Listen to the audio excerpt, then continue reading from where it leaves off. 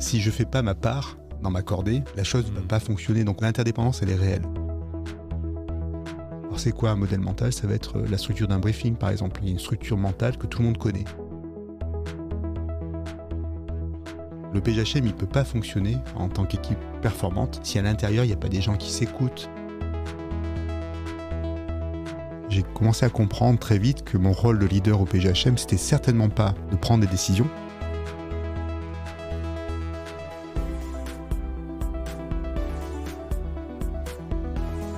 Bienvenue dans Coulisses de CEO, le podcast qui met à nu les dirigeants.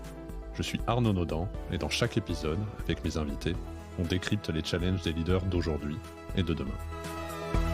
Bonjour et bienvenue dans ce nouvel épisode de Coulisses de CEO. Aujourd'hui, j'ai le plaisir de recevoir quelqu'un qui connaît mieux que personne ce que signifie s'engager en cordée.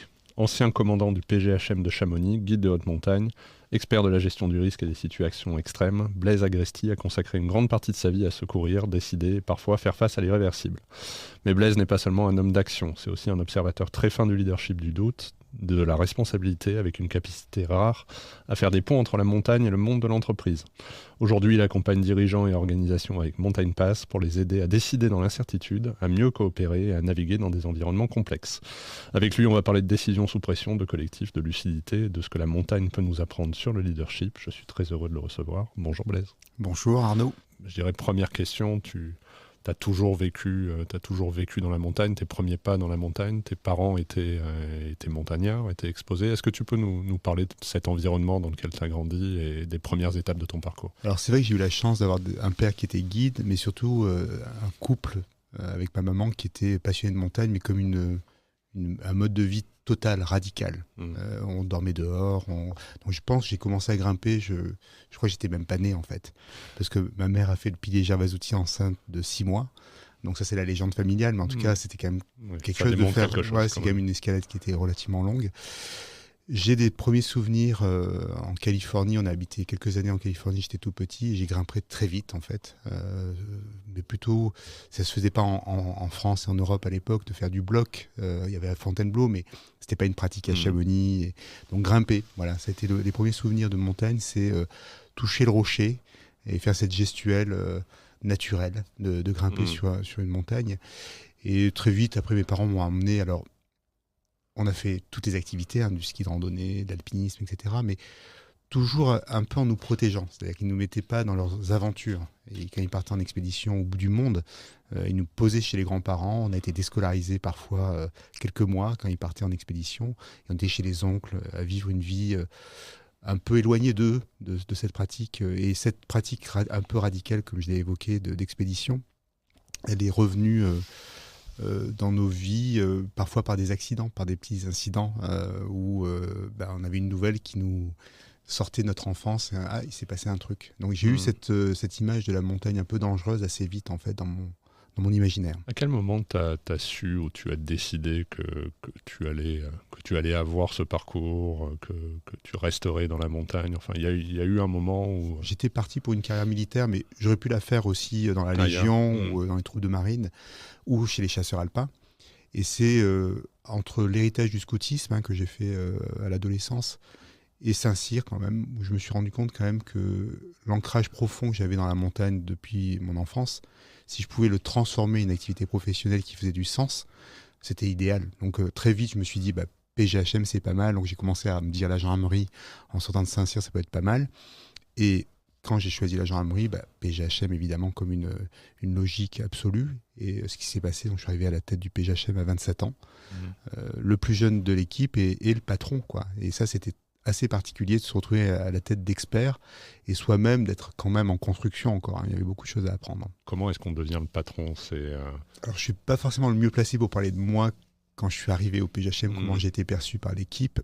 Ce que je sais, c'est que le fait d'avoir un père guide, c'est-à-dire d'avoir une compréhension profonde de la montagne, c'était jugé quand même favorablement. Le fait d'avoir une expertise technique. Donc ça renvoie à la question des grands dirigeants. Est-ce qu'on peut exercer un métier de grand dirigeant sans du tout connaître les métiers ou les univers métiers dans lesquels on exerce ? Ça me semble un petit peu difficile, mais voilà, ça se fait parfois. Donc ça, c'est une première leçon, c'était de dire tu peux pas diriger une équipe à un tel niveau de performance sans avoir la culture en fait de cet environnement-là. Donc ça, j'ai ressenti que j'avais le quitus du groupe par rapport à ça. Ensuite, ce qui s'est passé, c'est que la première année, il y a eu une terrible avalanche dans le haut de la vallée de Chamonix et j'étais mis à l'épreuve du feu tout de suite. C'est-à-dire que j'étais à peine arrivé dans cette unité que j'ai eu l'événement le plus important de ces 30 ou 40 dernières années à Chamonix, donc une avalanche qui touche un village. Et là, ça a été l'épreuve du feu où j'ai dû faire face avec mes moyens. On a plutôt bien traité le problème. On a aussi été attaqué a posteriori parce que les pompiers pensaient qu'il fallait qu'on soit plus ceci, plus cela, etc., travailler plus en coopération avec eux, voire même qu'on leur laisse le commandement des opérations à ce moment-là. Donc il y a eu une petite polémique nationale derrière. Donc en fait, j'étais toujours en première ligne.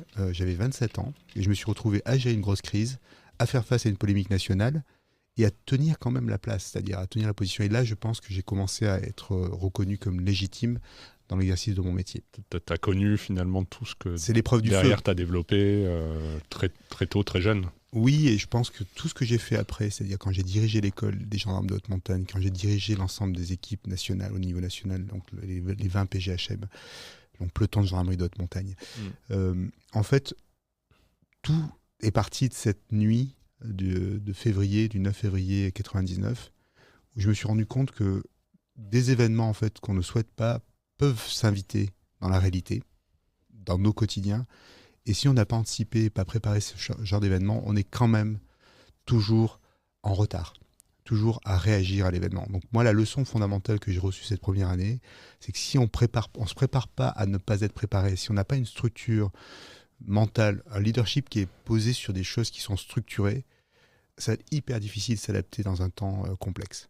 Donc forcément, ça a une forme de pertinence avec l'actualité du moment. Je veux dire, un dirigeant aujourd'hui, il ne peut pas juste dérouler des business plans planifiés par des équipes, etc. Il est exposé, il est en adaptation permanente. Donc il y a beaucoup de matières en fait, qui sont intéressantes à creuser. À quel moment tu t'es dit qu'il y avait un parallèle, qu'il y avait des enseignements que les dirigeants devaient comprendre et que finalement la montagne était une belle allégorie du business?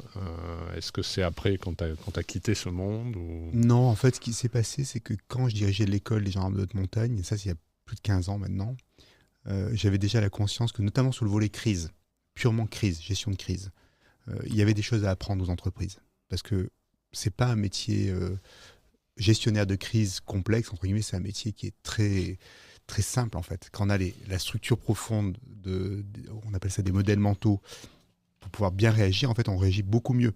Donc pourquoi ne pas le transmettre alors que nous, on les avait modélisés, ces outils. Donc ça est parti de là. Donc j'avais monté un partenariat avec HEC à l'époque pour faire un stage d'immersion des MBA qui venaient à Chamonix pendant 3 jours. On leur donnait les clés du trafic de gendarmerie. Donc c'était la gendarmerie qui organisait, c'était un partenariat institutionnel. Et c'était moi qui l'avais conçu, qui l'avais vendu à la gendarmerie et à HEC. Et pendant 3 jours, on les faisait jouer, ces MBA, donc purement des gens du business, le rôle de chef d'opération. Et on avait une succession de scénarios, et à la fin, on leur montrait ces modèles. Une forme en débriefing final, voir la structuration profonde qu'on pouvait avoir pour mieux gérer une crise. Et là, à la fin de ce premier stage qu'on a eu il y a 15 ans, il y a un des participants qui m'a dit « Mais là, tu as une pépite ». Et en fait, c'est cette parole-là de ce MBA, je ne sais plus qui c'était, qui m'a dit « Là, il y a une pépite sur le plan pédagogique pour les dirigeants, pour l'entreprise, de venir s'immerger dans ce type d'univers. » C'est une expérience, moi, il m'a dit, de ma vie d'étudiant, ou de MBA, ou de formation que j'ai reçue tout au long de ma carrière, c'est l'expérience la plus marquante.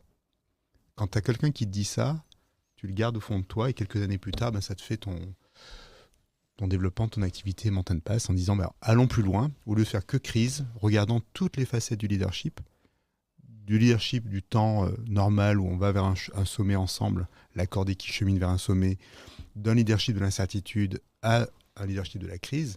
Est-ce qu'il n'y a pas des essentiels, des clés qu'on peut partager, qu'on peut essayer de modéliser? Donc c'est ça le projet de départ. Avec le recul que tu as aujourd'hui et sur ces années passées dans l'action, comment tu as vécu ces années, cette expérience? Alors, l'usure, non. Franchement, non. Je ne sais pas si c'est l'héritage familial d'avoir été confronté à ça très vite, très jeune, en fait. C'était un état normal, en fait. Je trouvais que l'incertitude, la crise, la mort, pour la nommer, elle était là, et elle était à sa place autour de cette activité-là. Il se trouve que dans les institutions comme les armées, en général, et la gendarmerie en particulier, les officiers on reste pas spécialiste. Si on est officier au GIGN, on va pas passer toute sa vie au GIGN. On va revenir dans des postes normaux, etc. Donc moi, j'ai fait tous les postes possibles dans cette spécialité montagne de la gendarmerie. Et à un moment donné, j'étais invité à une carrière plus classique, de revenir en direction générale et puis partir sur d'autres postes. Mais j'étais pas usé du tout. En fait, c'est la gestion RH de la gendarmerie qui m'a enlevé de cet univers-là. Mais moi, j'avais envie de continuer, en fait. Je me sentais en pleine compétence, en pleine expertise, vision systémique, etc. Et j'avais encore des choses à faire, probablement. Mais c'est les systèmes de gestion des ressources humaines qui disent maintenant, toi, tu es haut potentiel, entre guillemets, il faut que tu fasses une carrière de général de gendarmerie.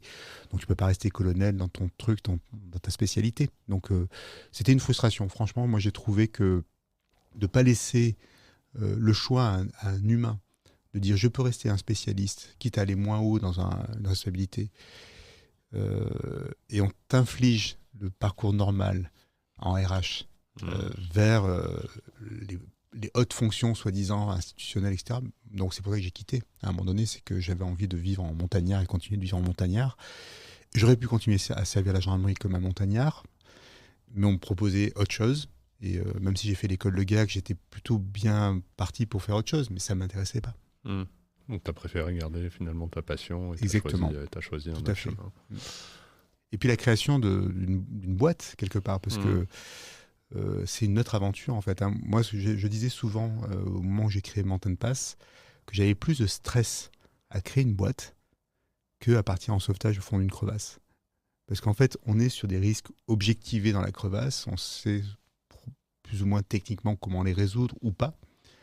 Mais par contre, lancer un business où on a soi-même une famille, des enfants, et on ne sait pas si ça va marcher, j'ai eu un espèce de stress structurel qui était plus fort qu'un stress opérationnel précis. C'était assez étonnant. On a une image, je pense, dans l'esprit commun du leadership dans l'armée, dans la gendarmerie, très particulier. Et donc, comment ça se passe concrètement? Et est-ce que tu as exactement les mêmes niveaux de complexité entre une entreprise ou un corps d'armée comme la gendarmerie? Oui, alors d'abord, tu connais quelques-uns, parce que tu disais que tu avais été en montagne avec des anciens du PGHM, et certains ont été officiers, etc. Donc tu vois bien que ce n'est pas des gens qu'on commande avec une baguette et de manière verticale, patriarcale, etc. Donc c'est pas du tout cet imaginaire-là qu'il faut convoquer quand on parle de PGHM, et toutes les forces spéciales, c'est pareil en fait.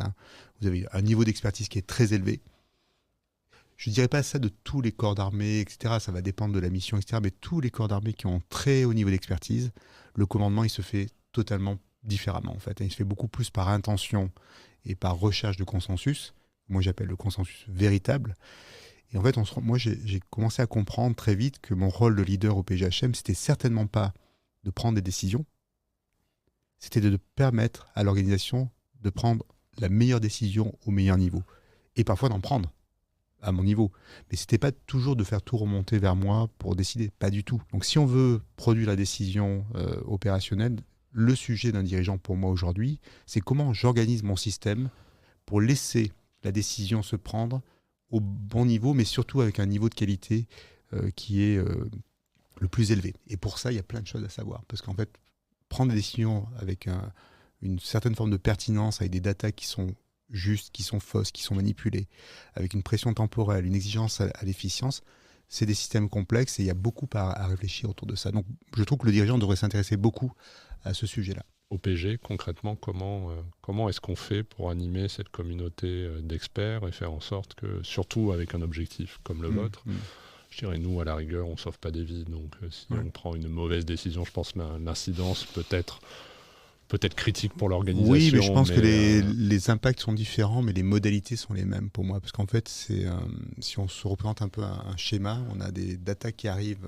c'est un COMEX, c'est une équipe d'astreinte du PGHM, mais c'est pareil en fait. Donc ces data, elles arrivent avec une pression temporelle et des enjeux qui sont plus ou moins élevés. C'est la vie de quelqu'un, c'est un gros investissement de l'autre. Et comment dans ce temps très court, ça va être 10 minutes au PGHM, 5 minutes, ça va être 1 heure ou une demi-journée pour un COMEX, peut-être, sur certaines décisions. Comment on met en place ces mécanismes pour arriver à faire que les expertises soient convoquées au bon moment, et comment le mot final est attribué à quelqu'un. Parce qu'il faut quand même clôturer ces temps d'échange, comment on peut le structurer. Et ça, on a beaucoup, beaucoup réfléchi à cette question-là. Et alors, moi, c'est pour ça que j'ai évoqué tout à l'heure l'idée du consensus véritable. consensus véritable que j'ai un peu modélisé, qui est vraiment quelque chose de très différent du consensus mou. On n'arrive jamais à finir par une décision, en fait. Le consensus mou, c'est on fait des tours de table, on n'arrive jamais à les clôturer. C'est déjà peut-être de se dire,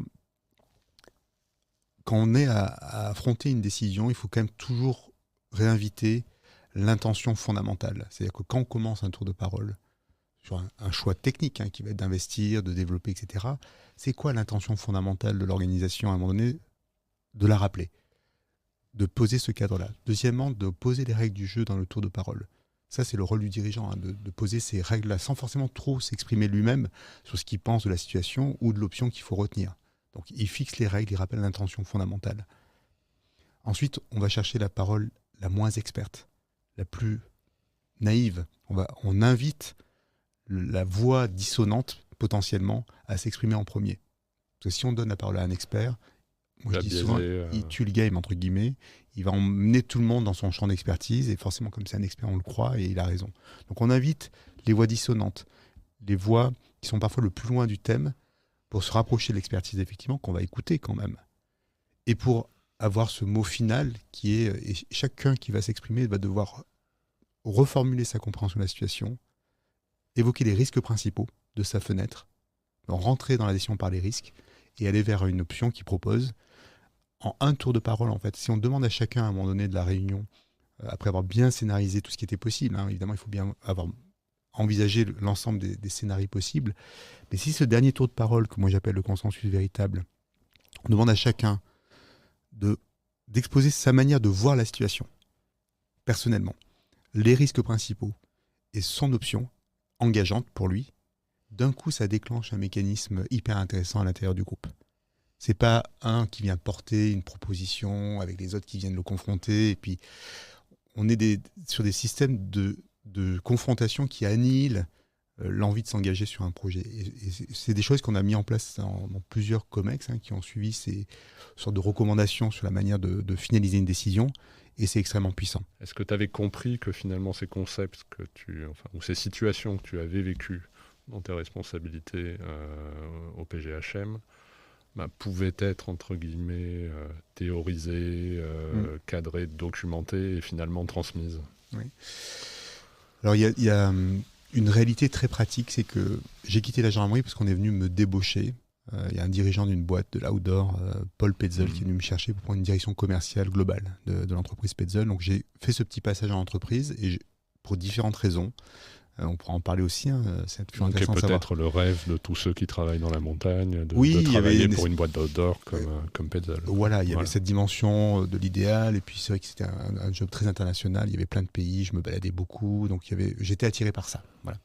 Et puis très rapidement, je me suis retrouvé dans une boîte familiale avec d'autres dimensions qui n'étaient pas toujours aussi plaisantes. Et donc j'ai commencé à dire, il faut que je sorte. Donc le déclenchement, c'est quand même d'abord cette expérience un peu difficile, d'une entreprise dans laquelle j'étais pas hyper épanoui. Bien. Voilà. Deuxièmement, il y avait cette parole de la pépite que j'avais en tête depuis un paquet d'années. Je me suis dit, là, il faut y aller. C'est le moment d'y aller, parce que j'ai à peu près... c'est le moment. Voilà. Donc j'ai fait une incubation dans un petit incubateur qui est à Annecy, qui s'appelle Outdoor Sport Valley, pendant 1 an. J'ai modélisé mon projet, j'ai essayé de le structurer. Ça a amené après à la rédaction d'un livre, guidé en poignée de cordée, où j'ai essayé de poser toutes ces idées dans une structure, en fait, qui a été une structure de conseil, en fait. On s'est dit, nous, on a un cabinet de conseil, et si on arrive à identifier les essentiels qui permettent à une cordée ou à une équipe de sauveteurs de réussir une mission ou une ascension, si on arrive à bien les nommer, c'est les mêmes choses pour une entreprise. Donc ça a été le départ, comme ça. Donc j'ai incubé avec l'ancien CEO de Somfy, au départ, Jean-Philippe Demaël, ensuite Karine Salvi, qui était dirigeante dans une boîte aussi dans l'énergie, et qui nous a rejoints. Donc on a fait ce travail de réflexion du modèle, et ensuite on a commencé à le déployer. Et en faisant ce travail d'écriture, je me suis rendu compte qu'un monsieur qui s'appelle Chris Maxwell, qui est décédé malheureusement l'année dernière, avait lui-même, donc il était un professeur de Wharton en Pennsylvanie, donc grande université américaine. Lui, il avait écrit un livre, Lead Like a Guide, qui était un modèle de leadership inspiré des guides de haute montagne américains. Et en fait, depuis 30 ans, l'université Wharton, on ne le sait pas trop, mais en fait, a un département d'aventure qui fait travailler le leadership des MBA, mais pas que, de l'ensemble des élèves aussi, à travers l'expérience de l'outdoor, du fait de guider des gens à l'extérieur, de sortir de l'espace urbain, d'aller en aventure dans la montagne, au Groenland, en Amérique du Sud, au Chili, etc. Donc ils ont depuis 30 ans l'expédition, se mettre en expédition dans la nature. Donc c'est intéressant de voir qu'il y avait déjà une initiative aussi forte dans une aussi grande université américaine, donc ça m'a encore plus encouragé à y aller. Donc si tu devais nous pitcher Mountain Pass et nous expliquer exactement ce que vous faites aujourd'hui, quelques années après. Alors on est vraiment un cabinet de conseil qui bâtit des expériences apprenantes. C'est-à-dire qu'on va prendre une équipe de direction et une entreprise et on va essayer de comprendre les enjeux et on va faire traverser des expériences qu'elles vont elles-mêmes débriefer. Donc on est vraiment sur une pédagogie de la maïeutique. On ne veut surtout pas nous amener des espèces de recettes, ce qu'on faisait peut-être plus au départ. On avait le PGHM comme modèle et on dit voilà, la recette du PGHM c'est ça, mais ça ne marche pas. Si on est un cabinet de conseil, une banque ou une industrie, ça ne va peut-être pas forcément marcher. Donc là on est plutôt à bâtir des expériences qui elles-mêmes vont générer des questions fondamentales. On peut aider un petit peu quand même pour catalyser. Et l'idée c'est de finir par une feuille de route. Donc c'est ça le projet de Mountain Pass, c'est une sorte de cabinet de conseil par l'expérience. Évidemment sur la montagne, mais peut-être d'autres expériences aussi. Je pense qu'il y a d'autres expériences. Là, ça fait depuis 6-7 ans que j'amène. Alors c'est de la montagne encore, mais c'est toute une autre démarche. On amène des dirigeants depuis 6-7 ans avec notre guide Éric Decamp à l'Olympe. Et c'est un parcours philosophique. On n'est que sur la dimension de pourquoi la mythologie grecque s'est construite sur le mont Olympe. Qu'est-ce que c'est que le mont Olympe? Pourquoi ça construit un certain nombre de repères, etc. Donc, on va gravir la montagne aussi, mais c'est une démarche beaucoup plus philosophique. On pourrait aller dans le désert. On est allé parfois en Suède, dans le Grand Nord, pour être plutôt dans l'esprit de survivre, en fait. Qu'est-ce que c'est que de s'adapter au grand froid et de mettre en place d'autres... Donc, en fait, il y a plein d'univers. La nature, elle est une école de vie en soi. Donc, juste s'autoriser à sortir avec des groupes d'entreprises et puis et de le faire bien, c'est de ne pas faire du team building au sens, j'allais dire, récréatif et un peu stérile. En fait, pour moi, ça, c'est mon combat assez fondamental. Est-ce que les gens n'ont pas été, entre guillemets, eu des réactions de se dire non, mais je ne vais pas amener mon comex en montagne, c'est trop dangereux, c'est trop extrême, et puis comment est-ce que réellement cette expérience-là sera transposée? Ouais, après dans l'entreprise, est-ce qu'il y a vraiment un parallèle? Et puis, est-ce que c'est mieux ou moins bien de juste les mettre dans une salle de réunion ici à Paris autour d'une table et de leur faire une formation sur, tu vois? Alors, tu as été confronté on a été confronté encore il n'y a pas très longtemps. Tous les types de réactions. Toutes les réactions. En revanche, ce qui est un point commun, c'est que en un temps très court, c'est-à-dire 2 jours, il y a des dimensions émotionnelles hyper profondes qui émergent. Sur le sens de la vie, sur la coopération, etc., qui émergent là comme nulle part ailleurs. En fait, autour d'une table, on est tous dans des postures, en fait. On est un peu déguisé dans son rôle de directeur de ceci, de cela, et on n'est pas vraiment soi, quoi. Là-haut, la simple mise en risque, en fait, le simple fait qu'il y ait un peu de vide, qu'on doit s'encorder, qu'il faut écouter, qu'il faut observer pour de vrai, qu'il faut se déconnecter, qu'il faut être présent aux autres. Rien que ça, c'est un bénéfice gigantesque dans nos mondes qui sont totalement déconnectés du réel. Donc ça, c'est un bénéfice qui est majeur, en fait. Deuxième bénéfice qui est pour moi majeur, c'est que la coopération, elle n'est pas de circonstance. Si je ne fais pas ma part dans ma cordée, la chose ne va pas fonctionner. Donc l'interdépendance, elle est réelle. Et donc ça, je trouve que ça fait partie pour moi des choses. C'est pour ça qu'on ne veut pas faire des activités où il n'y a pas la corde. Moi, je souhaite qu'il y ait la corde parce qu'elle est engageante de l'accorder, de la coopération d'un certain esprit de redevabilité. Si je fais bien les choses, ça va être au bénéfice aussi de mon compagnon de cordée, ma compagne de cordée.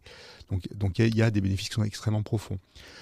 Moi, je vois la montagne comme une métaphore de tous les temps de la vie, en fait. Dans une journée, on peut avoir quasiment tous les sentiments de la nature, mais de la naissance à la...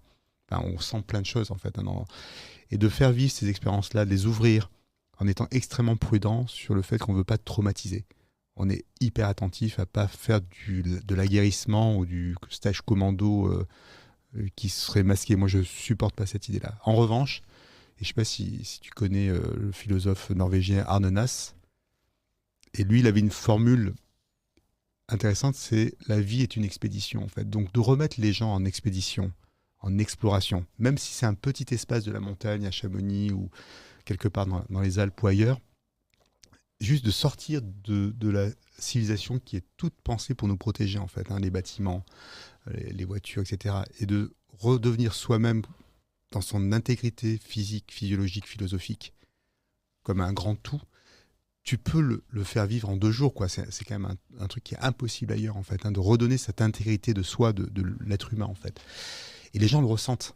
Donc, moi, le bénéfice que j'ai, c'est d'avoir un vrai temps. Je ne dis pas que c'est l'écologie intégrale, mais c'est on redevient soi dans un collectif, dans un moment donné, où on se donne les uns aux autres, dans une coopération assez simple. Et à partir de là, on essaie de... Donc, le deuxième sujet, c'est qu'est-ce qu'on en fait.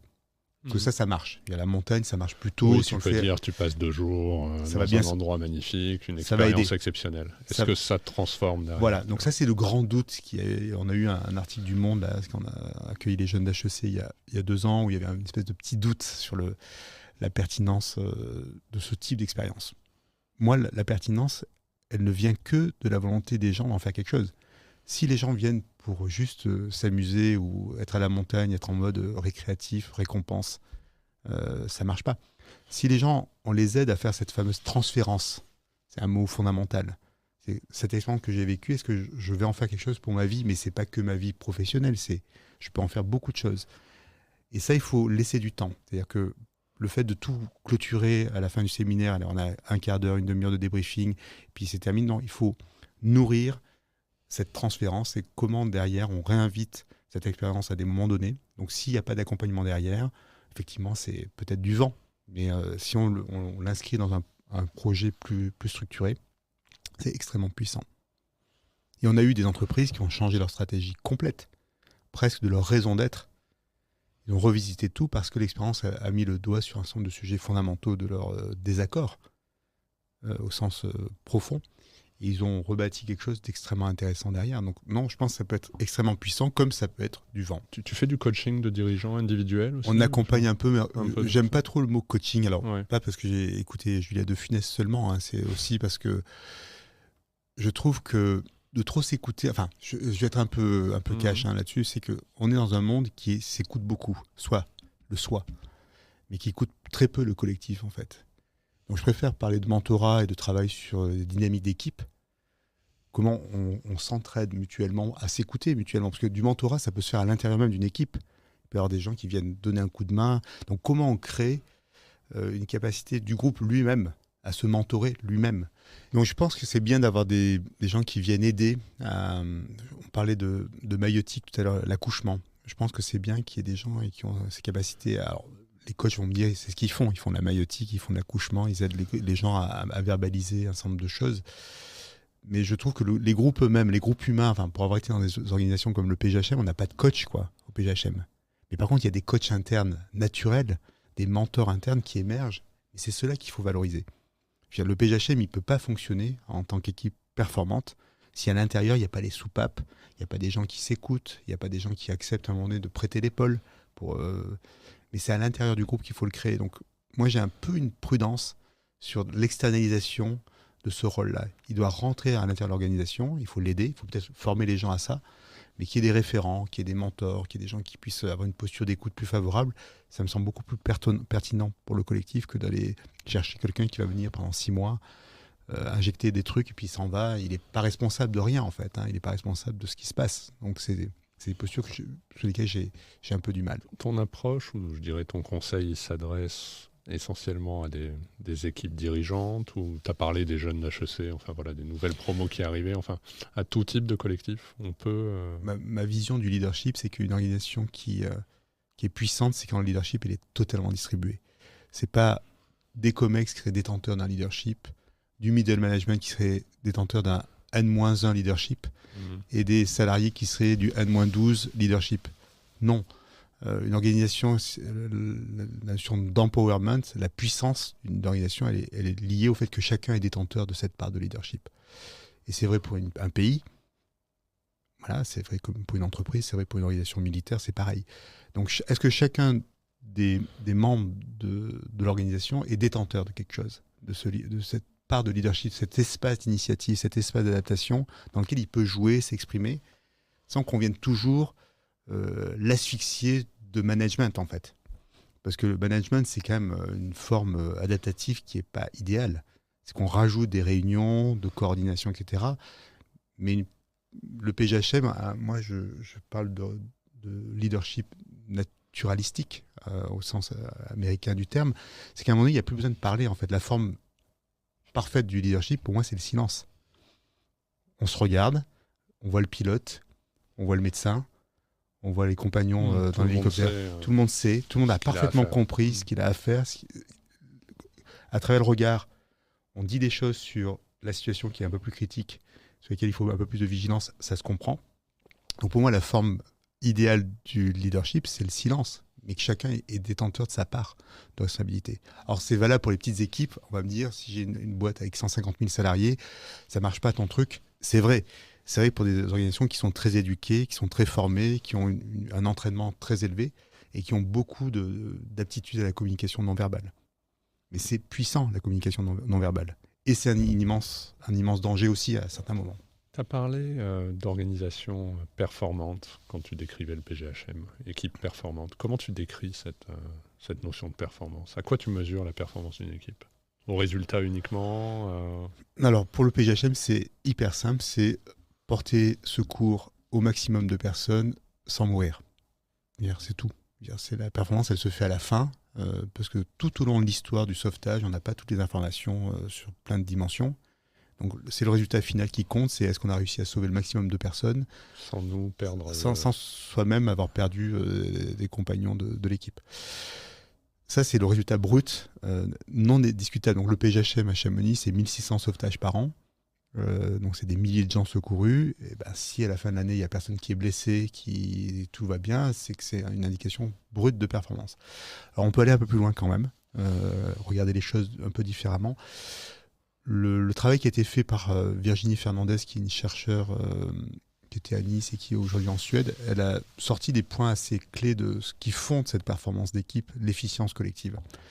Et elle parle de modèles mentaux, elle parle de qualité de la communication opérationnelle au sens de la communication sécurisée, comment on se comprend vraiment. Parce que comme ça va très vite, si on comprend un peu de travers les informations, ça peut avoir des lourdes conséquences. Donc, des modèles mentaux qui structurent les interactions humaines. Alors, c'est quoi un modèle mental? Ça va être la structure d'un briefing, par exemple. Un briefing, ça commence avec la situation, la mission, etc. Donc, il y a une structure mentale que tout le monde connaît. Un reporting, en arrivant sur place, il est structuré de la même manière. Donc, ces modèles mentaux, en fait, c'est notre grammaire opérationnelle. Donc, soit tu n'as pas de grammaire, tu es en impro total et tu essaies de t'adapter. Et ça, c'est pas performant du tout. Soit tu as des modèles mentaux qui sont l'héritage de toute une pratique opérationnelle depuis des décennies. Et tu dis, quand on fait ça, c'est mieux de le faire dans cet ordre-là. Et toutes les organisations, elles ont leur grammaire. Mais elles ont des grammaires singulières. Je fais de la finance, j'ai une grammaire singulière parce que j'ai appris au fur et à mesure des décennies à me tromper, à me réadapter, et j'ai des structures qui apparaissent. Est-ce que mon organisation, elle est capable de les extraire, ces structures, ces modèles mentaux, et en faire la culture opérationnelle? Ça, c'est un grand, grand levier de performance. La confiance. Est-ce que réellement, on est tout obligé de vérifier tout le temps si le compagnon... Enfin, est-ce que j'ai confiance dans le pilote qui va démarrer son hélico? J'ai confiance, j'ai pas confiance. J'ai pas confiance, je peux pas être efficient derrière.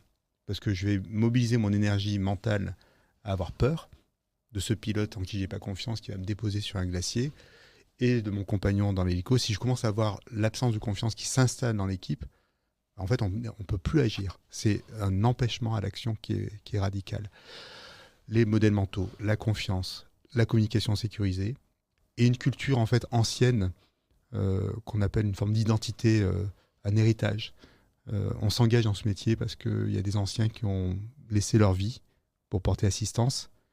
Et en fait, on a cette forme de fierté d'être dans cette équipe qui fait bien les choses. Et comme elle les fait bien depuis longtemps, on est redevable de cette histoire soi-même, individuellement, parce qu'on est une part du PGHM qui existe depuis des années, et puis qui lui-même était inspiré par les premiers sauveteurs il y a des dizaines et centaines d'années. Voilà, donc c'est cet héritage-là. Est-ce qu'une organisation, elle a cette structure profonde de l'héritage qui fait qu'on fait les choses bien parce qu'on est redevable de cet héritage?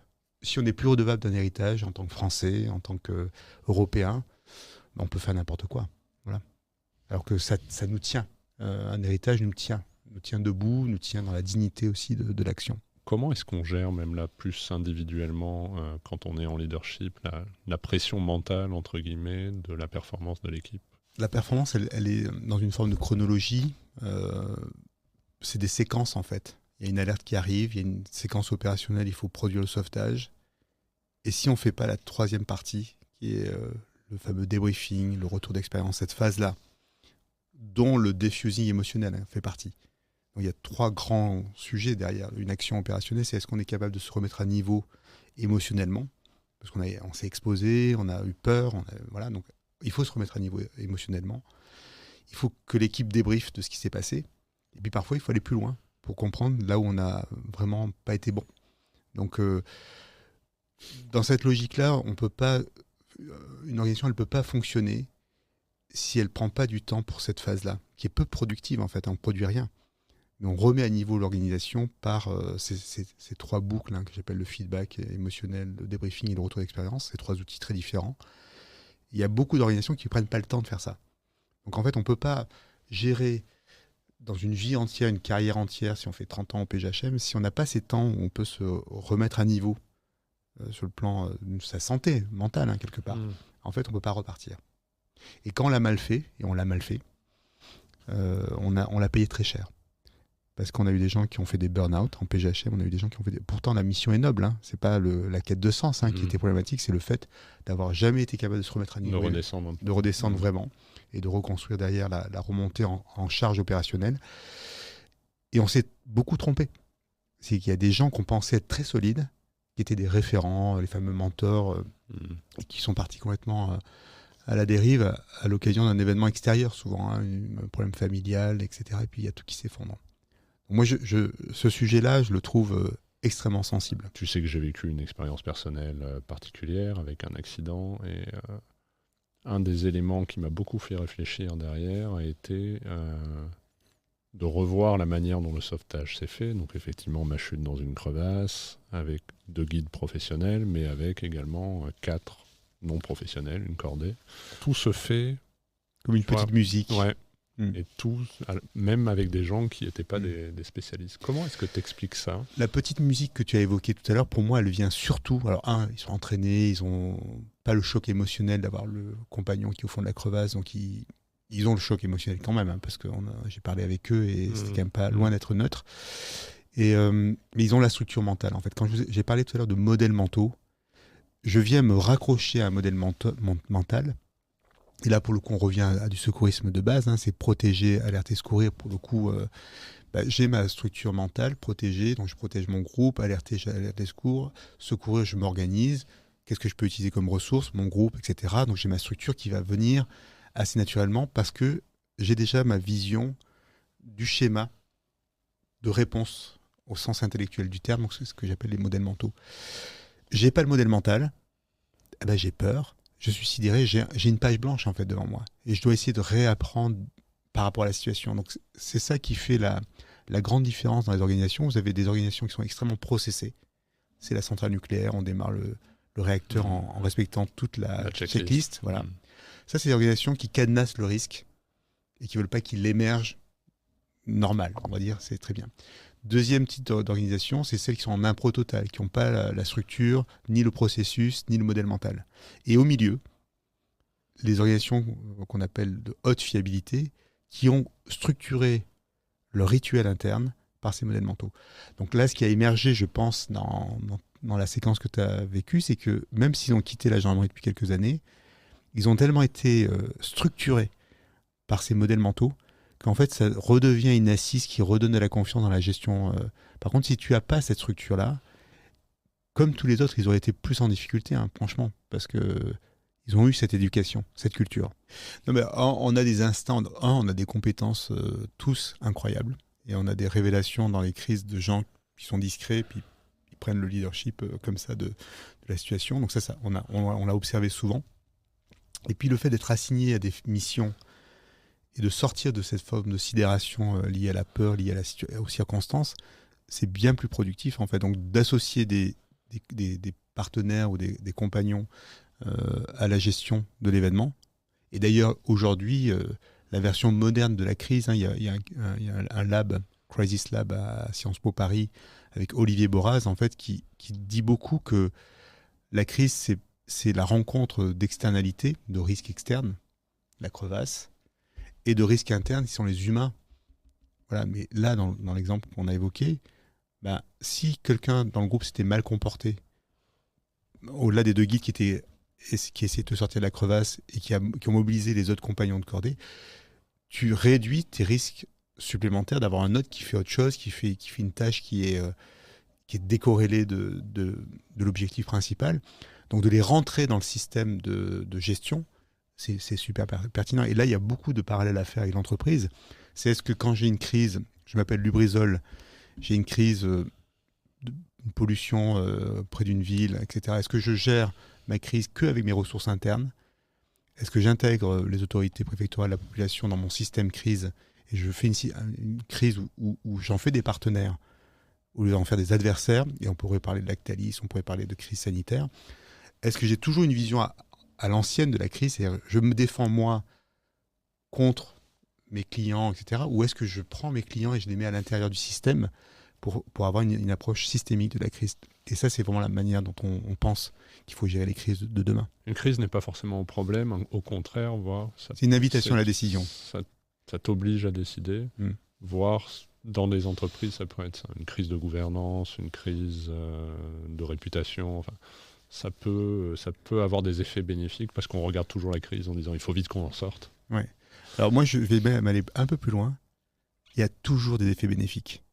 Mais pour ça, il faut piloter la crise en mettant en place quelque chose qui est rarement mis en place, c'est ce qu'on appelle l'anticipation. C'est que très rapidement, au-delà de résoudre les problèmes opérationnels liés à l'événement, la cyberattaque, on résout le problème, on se dit quelles sont les causes profondes de cette crise dans mon organisation, est-ce que je ne pourrais pas en profiter pour transformer ce qui a été un peu dysfonctionnel et pour le rendre bien meilleur. Donc, pour moi, une crise, elle est toujours l'occasion d'une transformation de l'organisation, vers une plus grande, alors pas que efficacité, mais que ça fonctionne mieux, quoi.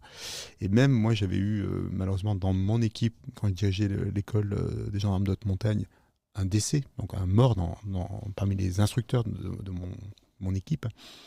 Et même ça, on a essayé d'en faire quelque chose de positif pour l'organisation. Même une mort accidentelle peut être un levier de transformation d'une culture, d'un rapport au risque, une meilleure prise en charge des familles, etc. Donc on a fait plein de choses derrière, extrêmement positives, même sur un événement qui était hyper douloureux. Tu as eu peut-être un exemple ou une expérience vraiment d'une entreprise accompagnée qui a vécu cette expérience et quand le maximum de la transformation que ça peut concrètement amener. Alors, des transformations en termes de leadership dans une équipe de direction, j'allais dire, c'est presque tout le temps. Je veux dire, le bénéfice, alors même des fois un bénéfice négatif, de voir que dans l'accordé, on n'est pas totalement compatible, c'est bien de le savoir, quoi. Et puis, de reconfigurer l'accordé. Pour moi, c'est pas un échec. Si on comprend que c'est un problème... Ça permet de régler un problème. Ça permet de régler un problème. Donc, même cette version un peu négative, elle est quand même utile. Mais donc, le bénéfice... coopération, décision, leadership, cette partie-là un peu managériale, j'allais dire, c'est quasiment systématique. Là où on va chercher quelque chose de mieux, c'est quand on va commencer à travailler sur la stratégie, sur le temps long. C'est-à-dire se dire... et là, on a eu quelques exemples, effectivement, d'organisations qui, prenant conscience, par exemple, tout bêtement, des glaciers qui fondent, la RSE version Chamonix, c'est-à-dire le glacier qui disparaît de 25 mètres par an, et que les gens le mesurent en disant « Ah, on est en France et il y a un glacier qui disparaît si vite », je vais peut-être passer à l'action plus rapidement. On a eu, je peux citer, un Eiffage qui a décidé d'amplifier un centre d'action sur ce thème de la RSE, parce que le COMEX, en venant à Chamonix, ils se sont dit, ah ouais, là, il faut qu'on accélère. Vu le montant vert. Et ça a suffi, en fait. C'était pas nous, là. C'était juste l'observation de la montagne. Donc, ça peut toucher à la stratégie, parfois. Donc ça, c'est vraiment une version up. Et puis après, le bénéfice opérationnel, penser les organisations, penser les interactions, ça, c'est très souvent. Je ne peux pas dire toujours, mais c'est très souvent. Tu continues à te former ? Fondamentalement, oui, tout le temps. Parce qu'en fait, je me trouve... on essaie d'être le plus exemplaire possible, mais on ne l'est pas. Donc en fait, on a beaucoup de choses à revoir dans sa propre petite organisation. Nous, on est 6 salariés, donc c'est quand même pas non plus un groupe de milliers de personnes. Donc il y a un besoin de se former. Donc moi, comment je fais, c'est beaucoup par les pairs, en fait. Les pairs et les collaborateurs, il y a beaucoup de choses que je laisse venir par les interactions, les rencontres. Il y a aussi donc moi, je suis expert dans un club de dirigeants, une association de dirigeants qui s'appelle l'APM. Et là, il y a plein d'experts. Et en fait, juste en les écoutant, avec des regards tellement différents sur plein de sujets, et en se nourrissant par des webinaires, des podcasts. J'écoute beaucoup de podcasts aussi. Je trouve que c'est une manière de se nourrir. Et après, pour la partie plus de guide, je continue à être actif sur le terrain, à s'entraîner physiquement. Voilà, et à pratiquer l'escalade, le ski de randonnée, se remettre un peu en... Et puis de temps en temps, c'est dur. Là, le week-end dernier, j'étais pas hyper en forme. Je me suis dit, il faut que je me remette un peu en forme. Là. Donc, voilà, c'est en permanence. En fait, la montagne, elle te demande, pour y aller, d'être quand même avec les plus grands atouts quoi, pour y aller en sécurité. Donc, si tu t'entraînes pas, tu te remets pas en question, tu apprends pas... par exemple la question de la gestion des risques en fait sur la partie humaine, c'est sans cesse en fait la manière de soi-même se regarder et d'essayer d'être plus lucide sur ses propres défauts. Quand tu as eu des choix difficiles à faire, quand tu as un problème réellement mais que tu es le patron, vers qui je me tourne? J'ai la chance d'avoir une épouse qui a vraiment un sixième sens humain, qui sent quand les gens sont voilà, dans un sens. Donc j'ai tendance à aller vers elle pour l'écouter, en fait, voir un petit peu, elle est extérieure totalement à ces activités-là. Elle s'occupe d'enfants en difficulté, donc elle a une vraie sensibilité humaine au sens de qu'est-ce qui fait la difficulté d'un enfant et comment je peux aider un enfant à apprendre la langue française et les mathématiques. Donc elle est vraiment spécialisée là-dedans. Donc elle a une hypersensibilité, donc ça c'est un atout énorme. J'ai des enfants, 4, qui sont entre 20 et 30 ans, qui ont plein de sagesse. Donc je trouve que c'est intéressant aussi de discuter avec eux parfois sur des sujets même d'entreprise en fait. Ça me gêne pas du tout d'en parler avec eux. Il ne faut pas envahir l'espace familial de tout ça. Et puis des gens extérieurs souvent, mais même parfois là on a des anciens du PGHM avec qui je suis resté en amitié profonde. Ils sont hyper lucides sur plein de choses. Donc en fait des fois je vais juste chercher des gens qui n'ont aucun rapport technique avec le sujet si on parle d'entreprise là pour le coup, et en fait beaucoup de sagesse à aller chercher de ce côté-là. Donc j'hésite pas du tout à consulter. Et après la question qui était peut-être sous-jacente, c'était est-ce qu'il faut être capable à un moment donné de trancher, de prendre une décision? Oui, bien sûr. Quelle est la motivation profonde et qu'est-ce que tu recherches et à quel moment tu te diras dans longtemps, je te le souhaite le plus longtemps possible, tu te diras, j'ai atteint mon objectif et j'ai fait ce que je voulais. Alors moi, j'ai vraiment un sentiment très profond d'avoir hérité d'une sensibilité de la montagne. Alors je reviens à ça, mais c'est comme ça. Précieuse, c'est-à-dire que j'avais des parents qui faisaient de l'expédition, mais qui étaient aussi très sensibles à plein de dimensions culturelles. Ils s'intéressaient à plein de dimensions. Donc j'ai reçu ça. Et mon sentiment profond, c'est que je dois le rendre. Je dois rendre cette sensibilité et cette chance de vivre dans ces montagnes au plus grand nombre. Donc, quand on a décidé de s'occuper que des entreprises, moi je ne fais pas avec Mountain Pass de projets pour des particuliers, on fait que pour des entreprises. C'était de rendre ça en fait. Donc, c'est vraiment une logique de passeur, d'être ce lien, d'être à l'articulation entre ces deux mondes, entre le monde urbain et le monde de la montagne, et d'aider les gens qui sont dans le monde urbain, parce qu'on y est dedans, dans des civilisations qui sont urbaines, à respirer. Donc moi, si je contribue à la respiration de nos amis qui sont plus empêchés d'être là-haut, et de temps en temps de les y amener, et de les faire réfléchir différemment sur un certain nombre de sujets, parce que par porosité, ils sont avec d'autres personnes qui pensent différemment, ma mission, elle est accomplie. Donc toi, il y a ce volet-là, quoi, donner accès à ce milieu. Donner accès par les imaginaires. Si j'ai écrit 4 bouquins sur la montagne, l'écriture est une manière de transmettre. Un séminaire, une autre manière, un podcast, c'est une autre manière aussi de faire une invitation. Moi, mon rêve, c'est que les gens partent avec leur sac à dos, aillent bivouaquer au bord d'un lac, revoient cette voûte stellaire avec ces étoiles magnifiques, voit un lever du soleil, un coucher de soleil, partage des moments comme ça. C'est une chance inouïe. En fait, on se rend même plus compte avec la géopolitique qu'on observe dans le monde entier, la chance que c'est d'être libre là-haut. Est-ce que dans le monde dans lequel on est aujourd'hui, assez hostile, les crises, les guerres, etc., est-ce que tu sens ce besoin vital sur un plus grand monde de se retrouver justement dans la nature, à vivre des expériences uniques, à se reconnecter? Le mouvement, il est gigantesque en fait. Dans la jeunesse, la jeunesse, elle aspire à ça, à sortir de ces... Même dans l'engagement dans les entreprises, c'est un sujet parce que les jeunes salariés, ils rêvent d'aller se balader. Ils n'ont pas envie de s'enfermer au profit d'une organisation. Donc, le besoin de respirer, de se reconnecter à la nature, après le Covid, il a été énorme. Donc, aujourd'hui, on est dans ce mouvement-là. Alors, on parle de l'Occident, on parle des sociétés... parce que j'ai une fille qui est à Séoul, là. Il y a un peu, mais c'est un peu moins fort, en fait. Il y a des sociétés qui sont encore très urbaines. Les gens sont ravis d'être à Séoul, à se faire de la chirurgie plastique et puis d'écouter de la musique, etc. Donc, il y a plein de civilisations, mais en tout cas, la civilisation américaine, canadienne, européenne, elle a un grand mouvement autour de ça c'est sûr. Mais je pense que ça gagne petit à petit le reste du monde. Tu as parlé de la fonte des glaciers qui pouvait être un moment de prise de conscience pour certains quand tu les as amenés en montagne. Toi, professionnel de la montagne, passionné de montagne, qui a reçu cela et qui observe ça quasiment tous les jours, tu es dans quel état d'esprit par rapport à ça? Disons que ce qui est vrai, c'est que l'échelle de temps, elle n'est pas des années, elle est des mois, quoi, en fait. Aujourd'hui, il suffit d'observer, là, tu viens souvent avec Chamonix, le glacier des Bossons, mois après mois, on le voit s'éventrer devant nous. Donc, moi, j'ai un peu un sentiment de souffrance. J'ai du mal à sourire, à me dire c'est le cycle, les grands cycles, l'anthropocène, etc. Non, j'arrive pas à y mettre des mots. J'y mets un ressenti à l'estomac, en fait, de voir ces chutes de pierre aussi à certains moments de la saison. Donc, pour l'instant, c'est assez viscéral comme sensation. J'arrive pas à m'extraire complètement du sentiment que mes enfants vivront pas les mêmes choses que mes parents, par exemple, pour faire juste la comparaison sur 2 générations. Et j'ai du mal à être purement dans un optimisme techniciste, en fait, en disant la technologie va résoudre tous les problèmes. Donc je suis très tiraillé, en fait, dans ce sentiment-là. Et j'arrive pas complètement à être joyeux par rapport à ce sujet-là.